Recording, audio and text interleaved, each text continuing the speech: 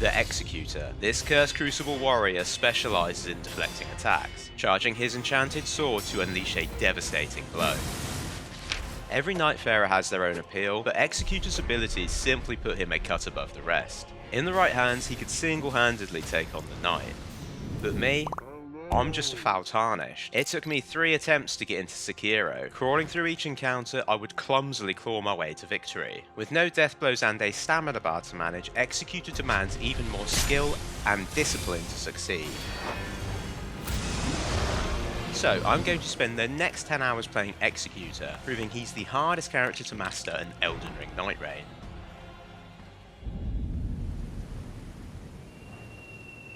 Hour 1. I wasted no time, queuing straight into a solo expedition. That's right, my goal for this video is to fell a Night Lord solo. I don't expect to accomplish this in the first hour, but I want to get a feel for the game before playing with randoms. But, I mean, how hard can it be? Easy, mate. It's gonna be easy. Fire Witch don't know what's freaking hit her. Right, I have a stone sword key. Let's put her in here. Oh, shit. Game's got me stressing, man. I'm stressing out a little bit here. Oh fuck, not good, not good. When you're level 1, you can't really go any lower, can you? Ow. Fuck. I may have underestimated the challenges of a solo run. Hour 2. I made the sensible decision to search for a group. Teammates made things a lot easier. Who would have thought? I like the way this guy's thinking. Careful now. Whoa! What is that hitbox? I just took that for you. That ain't good. Ow! Hulk it out, bro. D and I remained unshaken, taking on the day and hitting night 2. Omens. I hate omens. My damage was horrendous here, but D was down. I had to clutch up. That's freaking knobhead, innit?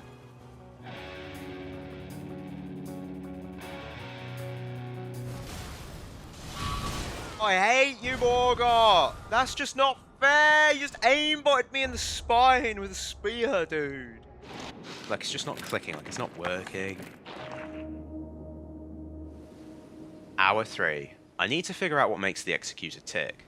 His character skill is Suncatcher. Drawing a cursed katana, the Executor enters a defensive stance, able to deflect incoming attacks. Successive deflects will stance break enemies and charge the weapon skill, a slash dealing holy damage at the cost of no FP. Luckily for me, the deflect window is quite forgiving, but I found entering the stance a bit awkward, which led to me finding this bit of tech. Hang on a second. Drawing and sheathing Suncatcher will deflect attacks. The flex potential on that is crazy. The ultimate aspect of the crucible transforms the Executor into a primordial beast for 15 seconds. Complete with light and heavy attack chains, a range draw and claw swipe. The swipe hits for massive stance damage but ends the transformation early. I like to time it just before the ultimate ends, squeezing that last bit of value from the ult. The final ability, Tenacity, passively boosts attack power for 20 seconds when a status effect ends. Think Exaltation Talisman.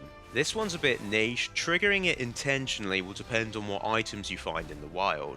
Understanding the basics, I feel more confident. Let's see how this goes. Hour 4. I have a good feeling about this team. My strategy was to treat this like an Elden Ring run, grabbing healing items first, then a status effect weapon, since Executor has an S scaling in Arcane and Dexterity. I get poisoned in the process but cure myself, using the damage boost from Tenacity to mop up. Armed with a poison Nagakiba, the demi-humans make for easy prey. In the last run, my damage was doo-doo. I need to find some purple smithing stones. Logically, I search a nearby mine, but had no luck. Conscious of time, I went back topside for the Night 2 boss, the Cavalry. Oh, I can't see. I'm upskirting the fucking tree sentinel. That was long, man. I feel like I've been fighting that guy for like 10 minutes. My first attempt at a Night Lord. We got this, boys. We got this. Can't get close to this guy. Parried that one. I'm burning through heals too quickly. Oh, shit. God, I don't know what his moves are. So quick. I can't even keep up with him.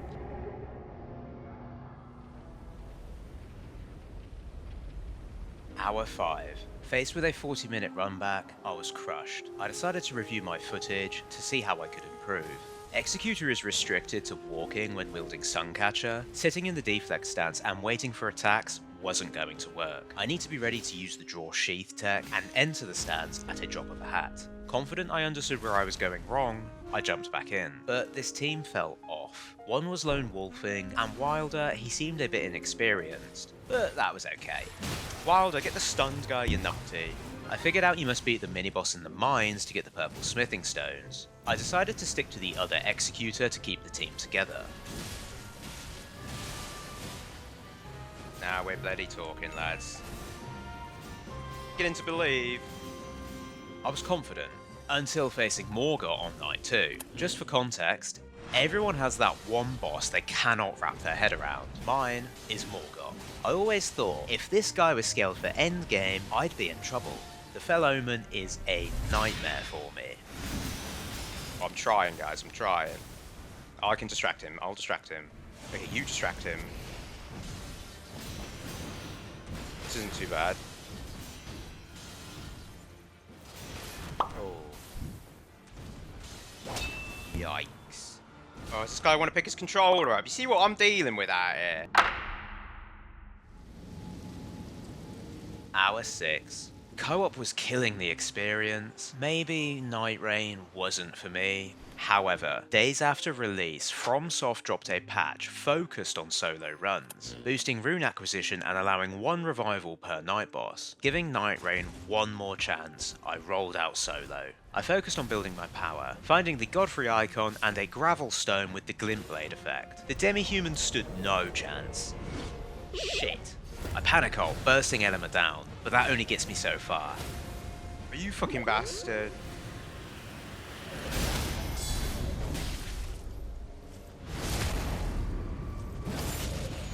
I forgot about guard counters. I need to have some faith. I've fought these guys dozens of times. It should be second nature. Stance breaking with a guard counter hitting a critical then the weapon skill is one hell of a combo. Finally, it clicked.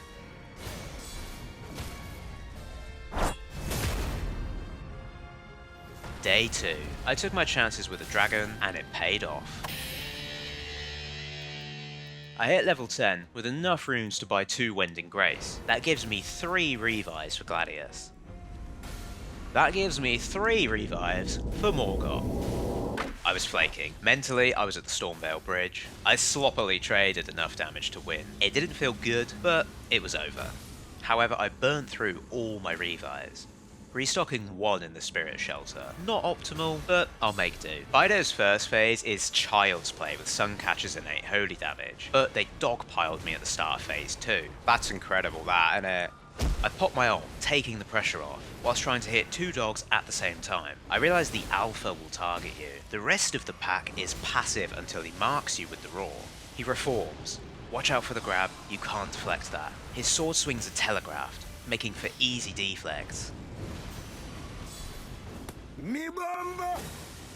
He splits again. Biding my time, I draw the alpha out. Oh, bad dog. Bad dog. Shit. Can't see, I can't see.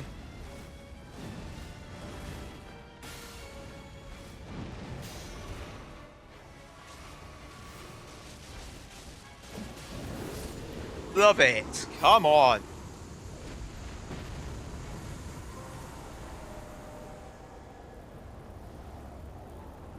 Hour 7.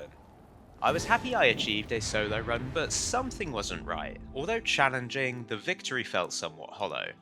I got it wrong. I think succeeding with a group of randoms is harder than going solo. Not because randoms are bad or because I'm some kind of god, but because the boss has more health. Fights are longer, possibly drawn out if you're not prepared. You need 3 people to be on their A game, not just 1. My new goal is to complete a run with randoms, but that will have to wait. I have been tipped off by my wingman. Oh, brother, this guy stinks! My lady requires something of me. Would you be so kind as to find me some flowers? I embarked on my mission. The flowers were tended by a bloodhound knight. Was I vandalizing his garden plot? Possibly. But it gave me the chance to try out a new piece of tech. I saw this in a video from ATG0. With the right timing, the weapon skill can deflect attacks. Visually, you want the blade to be in line with the Executor's back as the attack lands. It's risky, and the timing is tight, but damn, it looks flashy. Milady's flowers were secured. Her warm embrace will be a comfort in this cold, never-ending night. I have returned with a token of my affection. Thank you for the flowers. Would you mind taking them to the Iron Menial?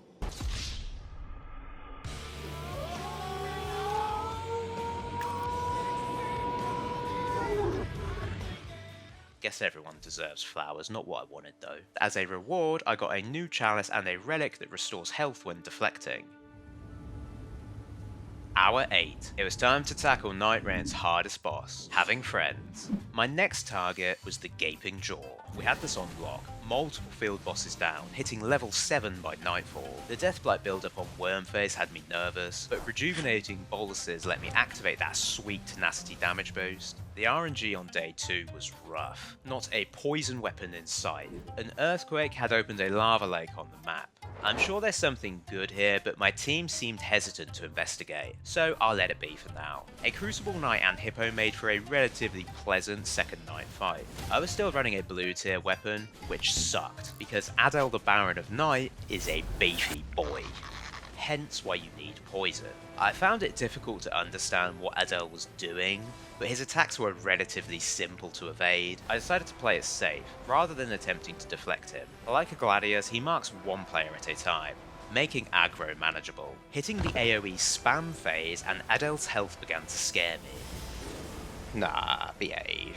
I still had 5 flasks left when he wiped our team with an AoE roar. AoE though, AoE everywhere. Despite being defeated, I was feeling good. First attempt, and we almost had him. A good run with decent RNG, and this will be easy.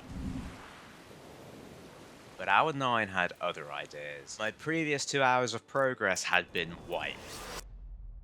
I was able to redo my flower quest with a group. This was a mistake. The flowers were on the other side of the map. Attempting to help, my teammates came with me, but by the time we completed the objective, the night's tide was closing in. This had a snowball effect as we struggled to recover lost time. Frustratingly, we had to abandon bosses on 2 different occasions, but my spirits were lifted when bumping into an old friend. Fuck off. Who's this lad? Can I cut his tail off? You can cut his tail off! Upon reaching Adel, I was tapped out. Poison staggers Adel in phase 1, he stops to vomit it up, but in phase 2, he keeps on trucking. My teammates would run from him when marked, making it difficult to help them, and I wasn't pleased when we got wiped at quarter health, again. Ugh! Sorry, that's so annoying. Hour 10. This was my last chance to achieve my goal of completing a team run.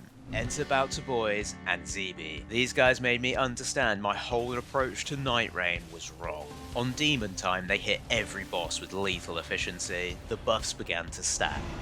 Oh, he's leading us into the volcano. Fire prelates and all sorts down here. Onion Bro led us to the center of the crater, to an encounter with a magma worm. Our reward was being able to pack-a-punch 1 weapon each to gold rarity. I chose my Serpent Bone Blade, hoping to rapidly inflict poison on Adel.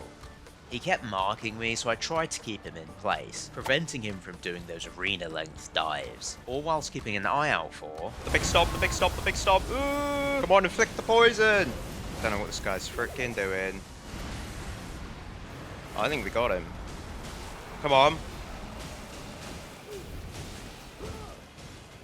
Nice. I wanted the crit. Easy. 10 hours and 2 Night Lords felled.